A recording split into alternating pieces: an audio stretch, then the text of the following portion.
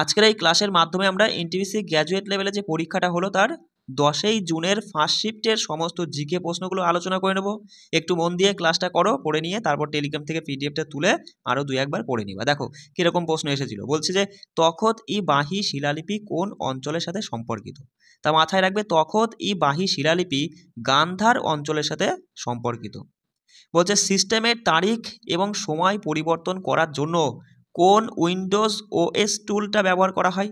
তা সেটা হচ্ছে কন্ট্রোল প্যানেল। মাথায় রাখবে, সিস্টেমের তারিখ এবং সময় পরিবর্তন করার জন্য উইন্ডোজ ওএস টুলের মধ্যে এই কন্ট্রোল প্যানেলটা ব্যবহার করা হয়ে থাকে।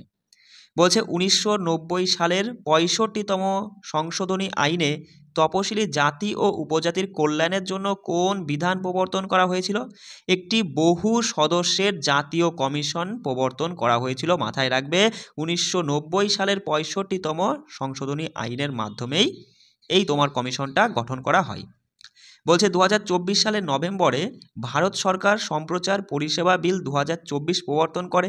তা নিম্নলিখিত কোনটি এই বিলের একটি মূল বৈশিষ্ট্য। এগুলো পড়ে নিয়ে তুমি বলবা দাদা।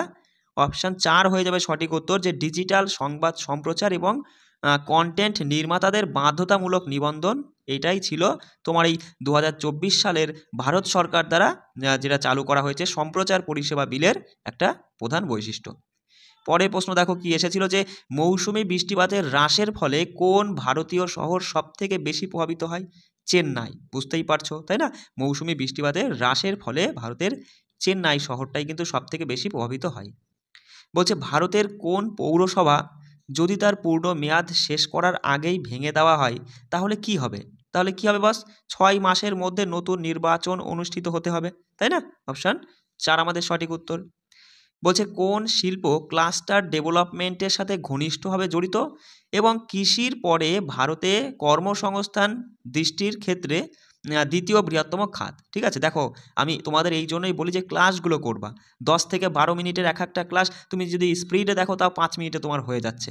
তাহলে 5 মিনিটের মধ্যে তুমি ক্লাসটা করে নাও, কারণ প্রশ্নগুলো ট্রান্সলেট করা আমি বলেই দিচ্ছি।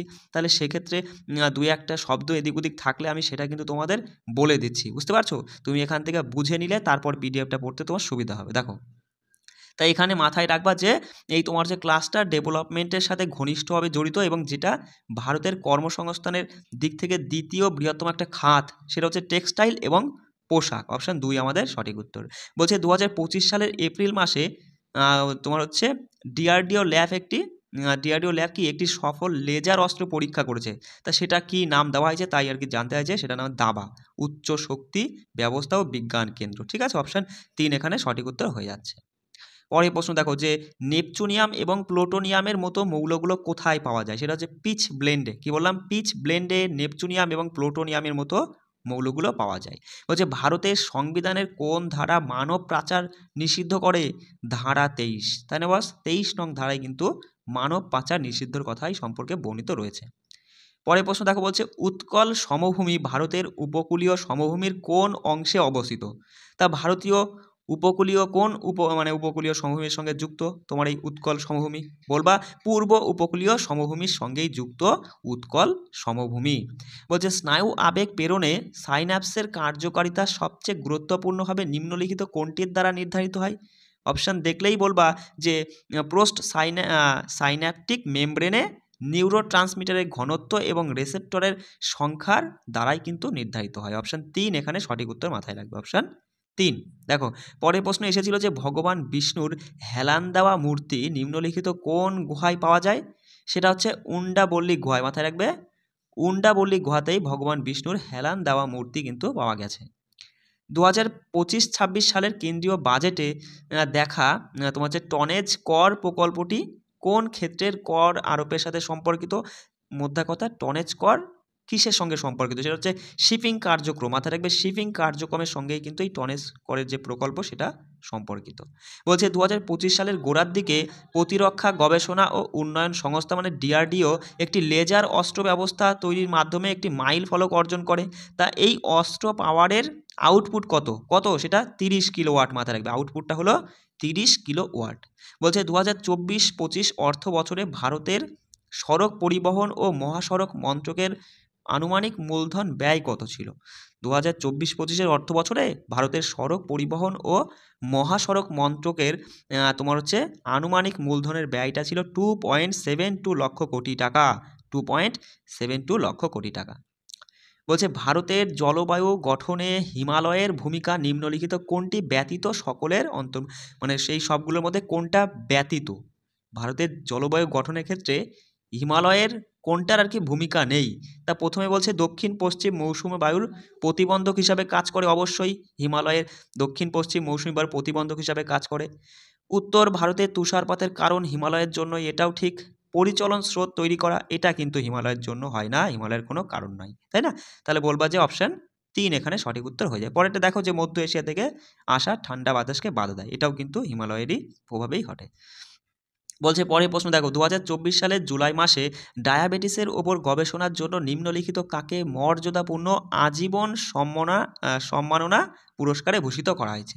মানে কোন ব্যক্তিকে এই ডায়াবেটিসের উপর গবেষণা করার জন্য আজীবন সম্মাননা পুরস্কারে ভূষিত করা হয়েছে? ডক্টর জীবন্ত সিংকে। কাকে? ডক্টর জীবন্ত সিংকে। বলছে দেখো যে কিপ সার্চ ফরম্যাটিং অপশন ব্যবহার করে এমএস পাওয়ার পয়েন্টে টেক্সট পেস্ট করতে কি করলে কি হবে? ভালো করে বলছে কিপ সার্চ ফরম্যাটিং অপশন ব্যবহার করে এমএস পাওয়ার পয়েন্টে টেক্সট যদি পেস্ট করা হয় তাহলে সেক্ষেত্রে কি হবে? তাহলে মাথায় রাখবা সেক্ষেত্রে টেক্সটটি উৎস থেকে তার মূল বিন্যাস ধরে রাখবে। ঠিক আছে, অপশন 2 এখানে সঠিক উত্তর। বলছে নিম্নলিখিত কোন বিদ্রোহের ফলে বা বিদ্রোহের মূলে দেখা যা বলছে দেখে নাও যে নিম্নলিখিত কোন বিদ্রোহের মূলে ছিল যে ব্রিটিশরা আদিবাসীদের তাড়ি গাছের ওপর তাদের ঐতিহ্যবাহী অধিকার থেকে বঞ্চিত করেছিল? তা সেটা কোন বিদ্রোহের কথা বলা হচ্ছে? কোয়া বিদ্রোহ। মাথায় রাখবে কোয়া বিদ্রোহের মূল কারণটা কি ছিল?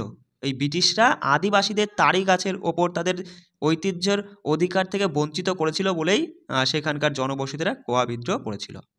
বলছে দেখো যে দেখে নাও, মাথায় রাখবা বলছে যে বাতাসে শব্দ তরঙ্গকে কি বলা হয়? এরকম প্রশ্নটা আর কি। বাতাসে তো শব্দ তরঙ্গ হচ্ছে কি ধরনের, কোন ধরনের? ঠিক আছে, সেটা হবে অনুদৈর্ঘ্য প্রকৃতি। ঠিক আছে, অপশন 1 এখানে সঠিক উত্তর। প্রশ্নটা একটু ভুল আছে, হ্যাঁ, ঠিক আছে, একটু দেখে নিও। চলো পরের প্রশ্ন বলছে দেখো যে ধ্রুব সেনের উত্তরসূরিকে ধারা পাট্টা। কি বললাম? ধ্রুব সেনের উত্তরসূরি ধারা পাট্টা, মাথায় রাখবে। বলছে লোক আদালতের ধারণাটি অনুপ্রেরণা গ্রহণ করে ড্যাশ। তা মাথায় রাখবা লোক আদালতের কোন ধারণাটি অনুপ্রেরণা গ্রহণ করে? সেটা হচ্ছে প্রাচীন ভারতীয় বিরোধ নিষ্পত্তি। এই ধারণাটি কিন্তু অনুপ্রেরণা গ্রহণ করে, সেটা হচ্ছে অপশন 1 এখানে সঠিক উত্তর। পরের প্রশ্ন, 2025 সালের মার্চ মাসে জেনেরিক ঔষধের ব্যবহার প্রচারের জন্য কোন দিনটি পালিত হয়েছিল? তা মাথায় রাখবা 2025 সালের মার্চ মাসেই জেনেরিক ঔষধের ব্যবহার প্রচারের জন্য পাবলিক মেডিসিন দিবস পালিত হয়েছিল। কি পালিত হয়েছিল? পাবলিক মেডিসিন দিবস। বলছে 2025 সালের মার্চ মাসে নীতি আয়োগ ট্রেড ওয়াচ ত্রৈমাসিক প্রতিবেদনটা প্রকাশ করে। তা এই প্রতিবেদন অনুসারে ক্রমবর্ধমান অবকাঠামোগত চাহিদার কারণে নিম্নলিখিত পণ্যগুলির মধ্যে কোনটি ভারতের শীর্ষ 10ম আমদানিতে প্রবেশ করেছে? 10 নম্বর স্থানে আর কি রয়েছে, সেটা হচ্ছে তামা। মাথায় থাকবে কোনটি? তামার কথা বলা হচ্ছে। অপশন 2 সঠিক উত্তর। বলছে ভারতের প্রথম আইন কমিশনের নেতৃত্বে ছিলেন কে? ভারতের প্রথম আইন কমিশনের নেতৃত্বে ছিলেন লর্ড ম্যাকলে। মাথায় রাখবে, ঠিক আছে। বলছে নিম্নলিখিত কোন দেশ এখন অস্ট্রেলিয়ার সাথে পুনর্নির্ধারিত 2026 রাগবি লীগ বিশ্বকাপের সহ আয়োজক হয়ে উঠেছে? কোন দেশ? Papua New Guinea. মাথায় রাখবে পাপুয়া নিউ গিনি অস্ট্রেলিয়ার সাথে যুক্ত হয়ে তারা দুজনাই 2026 রাগবি লীগের আয়োজন করতে চলেছে। বলছে বিচার বিভাগীয় পর্যালোচনা অপরিহার্য কোনটি? বিচার বিভাগীয় পর্যালোচনার অপরিহার্য কোনটি? সেটা হচ্ছে সংবিধানের শ্রেষ্ঠত্ব সমুন্নত রাখাই হলো বিচার বিভাগীয় পর্যালোচনার একটা অপরিহার্য অংশ। ঠিক আছে, অপশন 2 এখানে সঠিক উত্তর। পরের প্রশ্ন দেখো, 1892 সালে ভারতীয় জাতীয় কংগ্রেস তাদের এলাহাবাদ অধিবেশনে একটি গুরুত্বপূর্ণ প্রস্তাব পাশ করে, যা নিম্নলিখিত কোনটিতে ভারতীয়দের অন্তর্ভুক্তির দাবিতে ছিল? সেটা হচ্ছে আইন পরিষদ। মাথায় রাখবে 1892 সালে ভারতীয় জাতীয় কংগ্রেস তাদের এলাহাবাদ অধিবেশনে একটি গুরুত্বপূর্ণ যে প্রস্তাবটা পাশ করেছিল, এই আইন পরিষদের দিকেই কিন্তু তার ভারতীয়দের একটা দাবি ছিল আর কি, ঠিক আছে? কোন ক্ষেত্রে? আইন পরিষদের ক্ষেত্রেই। অপশন 3 এখানে সঠিক উত্তর। বলছে নিচের কোনটি অবনাদ্য বাদ্য নয়? দেখো প্রশ্নটা অপশনগুলো একটু ভুল আছে, আমি বলে দিচ্ছি। দেখো অবনাদ্য বাদ্য মানে হচ্ছে কি? অবনাদ্য বাদ্য যে সকল বাদ্যযন্ত্রগুলো চামড়া দিয়ে মোড়া তাদেরকে বলা হয় অবনাদ্য বাদ্য। আর যেটা তাহলে যে যন্ত্রটা চামড়া দিয়ে মোড়া নয় সেটাই হচ্ছে অবনাদ্য বাদ্য নয়। বিষয়টা বুঝতে পারছো? তো এখানে সঠিক উত্তর হবে মঞ্জিরা। মাথা রাখবে মঞ্জিরা কিন্তু তোমার হচ্ছে কোনো রকমের কোনো চামড়া দিয়ে তোমার আর কি চামড়া দিয়ে আর কি বাঁধা নয়, ঠিক আছে? মঞ্জিরা এখানে সঠিক উত্তর। বাকি অপশনগুলো একটু ভুল উঠেছে, দেখে নিও। চলো পরের প্রশ্ন কি এসেছিল দেখো, যে ভারতের পঞ্চবার্ষিকী পরিকল্পনা সম্পর্কে নিম্নলিখিত বিবৃতিগুলি বিবেচনা করুন। এই বিবৃতিগুলির মধ্যে কোনটি সঠিক? প্রথমটা বলছে প্রথম পঞ্চবার্ষিকী পরিকল্পনা হ্যারাল্ড তোমার মডেলের উপর ভিত্তি করে তৈরি করা এবং এতে খাদ্য নিরাপত্তা মোকাবেলার কৃষি উন্নয়নের উপর অগ্রগতি বা তোমার হচ্ছে জোর দেওয়া হয়েছিল। অপশন 1 আমরা ভালো মতোই বুঝতে পারছি, ঠিক। দ্বিতীয়তে বলছে যে দ্বিতীয় পঞ্চবার্ষিকী পরিকল্পনা যা মহালানবিশ পরিকল্পনা নামে পরিচিত, এটাও ঠিক। দ্রুত শিল্পায়নের উপর দৃষ্টি নিবন্ধন করেছিল, এটাও ঠিক। মানে অপশন 1 আর 2 দুটোই ঠিক, তাই না? মানে পুরোপুরি লাইন যা বলছে সবই ঠিক। তার মানে বলবা যে এখানে অপশন 2 সঠিক, বিবৃতি 1 এবং 2 উভয়ই সত্য।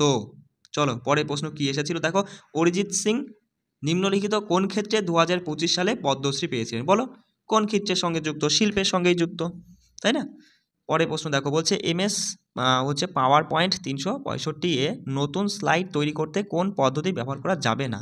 তো এগুলো দেখলেই তুমি খুব সহজেই বলবা দাদা Ctrl+N টেপা যাবে না, কারণ Ctrl+N টিপলে তোমার ফাইল খুলে যাবে। ফাইল খোলার জন্য এটা টেপা হয়, কখনোই তোমার নতুন স্লাইড তৈরি করার জন্য কখনো Ctrl+N মানে টেপা যায় না, ঠিক আছে? আচ্ছা এই প্রশ্ন দেখো, একই প্রশ্ন একটু রিপিট হয়ে গেছে, দেখে নাও। বলছে দেখো 1 মিনিট, বলছে যদি আপনি MS এক্সেল 365-তে একটি ওয়ার্কবুক সংরক্ষণ করতে যান যাতে শুধুমাত্র দেখার অনুমতি থাকে এবং সম্পাদনা সীমাবদ্ধ থাকে তাহলে আপনার কোন বৈশিষ্ট্যটি ব্যবহার করা উচিত? দেখো প্রশ্নটা কী বলছে একটু ভালো করে দেখো। বলছে যদি আপনি MS এক্সেল 365 একটি ওয়ার্কবুক সংরক্ষণ করতে যান যাতে শুধুমাত্র দেখার অনুমতি থাকে এবং সম্পাদনা সীমাবদ্ধ থাকে তাহলে আপনি কোন বৈশিষ্ট্যটি ব্যবহার করা উচিত? আপনার কেবল পঠনযোগ্য মোড এটাই করে রাখাই উচিত, ঠিক আছে? অপশন 1 এখানে সঠিক উত্তর। পরের প্রশ্ন দেখো কি এসেছিল, যে MS এক্সেল 365 এ কোন keyboard shortcut print dialog box খোলে? মানে কোন শর্টকাটটা টিপলে প্রিন্ট ডায়ালগ বক্স খুলে যাবে? সেটা হচ্ছে Ctrl+P, মাথায় রাখবে Ctrl+P।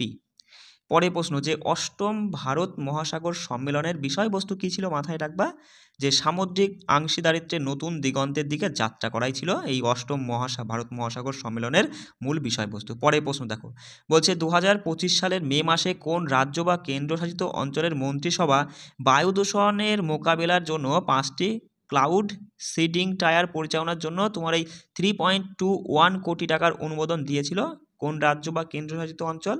দিল্লি। সঠিক উত্তর দিল্লি হয়ে যাবে। অপশন 4 আমাদের সঠিক উত্তর হয়ে যাচ্ছে। এই ছিল তোমাদের হচ্ছে 10ই জুনের ফার্স্ট শিফটের সমস্ত প্রশ্নপত্রগুলো। একটু হালকা করে পড়ে নিলে এবার তারপরে পিডিএফটা টেলিগ্রাম থেকে তুলে নিয়ে আমি দেখো এগুলো সংশোধন করে দেওয়ার চেষ্টা করছি, ঠিক আছে? যদি সময় পাই তাহলে তোমার পড়তে সুবিধা হবে। কেমন? সবাই ভালো করে পড়বে, কোনো সমস্যা হলে আমাকে বলবে। কেমন? রাখছি। জয় হিন্দ।